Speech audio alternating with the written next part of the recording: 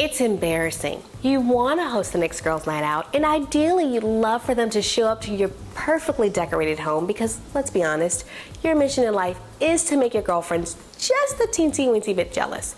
But you've got a little problem. Make that a big problem. Between you, your hubby, the kids, and the dog, there's clutter everywhere. You know what I'm talking about. Stacks of mail on the entryway table, textbooks and class projects on the kitchen island, toys and books strewn across the floor in the living room. Now, to be fair, this is what a normal home actually looks like. Don't believe the hype of what you see on Pinterest or your favorite design magazine. And although these instances of clutter can be found in most homes, this really shouldn't be the reason that you can't create a stylish home you love. So, I'm going to show you how to clear out the clutter in a way that supports your lifestyle and reduces the amount of clutter that comes back into your house. I don't want you to feel embarrassed anymore. In fact, I want you to feel pride, rejuvenation, and elation when you walk into your home. I want you to be eager to host the next gathering. To take it a step further, I want your girlfriends to want to host the next gathering at your home because it is so fabulously stylish. How would that make you feel?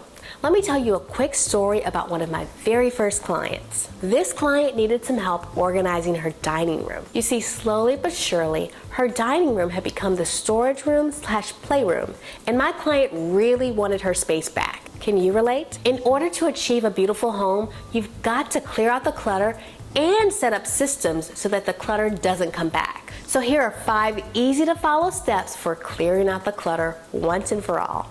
Step number 1, ask for help. Get a friend you trust to come over and be your impartial coach. I say impartial because this person should not have any emotional attachment to the stuff in that room. Step number 2, put 10 minutes on a timer.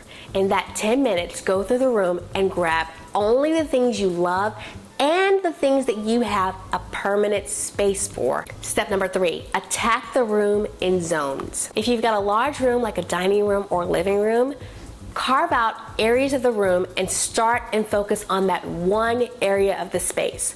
For my client, in the example I'm using, we started in the left corner of her dining room.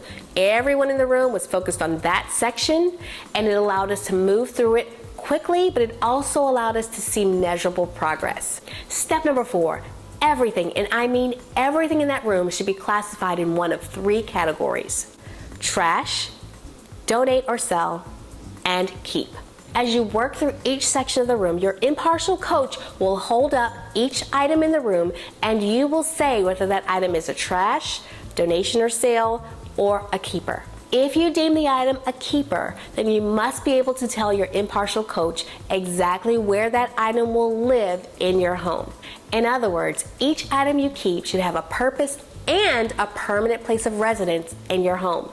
This by far is one of the toughest parts of a huge organizational project. Many of us have spent years collecting things and saving them, hoping we'll find the perfect spot for it in our home. Each item has a story attached to it, and so it can be difficult to part with the item because of the story or emotional feelings attached to it. My challenge to my client, and now to you, is to ask yourself whether it's fair to bury this treasure in your hand or to release it and give it to a loving home. Step number 5, schedule a garage sale, donation pickup, or trash pickup for the day immediately following your big organizational project. This is so important because if you don't schedule it for the day immediately following, then what will happen is those things can magically and miraculously get legs and come back into your home. You know what I'm talking about. You remember the story, you remember the emotional feelings, your impartial coach has gone home, and so now you feel bad and you go through and start digging things out and bringing them back into your home. I promise you, if you take the time to go through these 5 steps, you will not only eliminate all of the clutter in your home, but you'll be all set and ready as you begin to decorate your space and create a stylish home that you love. For more styling tips and design resources, visit my website, www.inspiredtostyle.com. And remember, sharing is caring, so share these tips on your favorite social media site.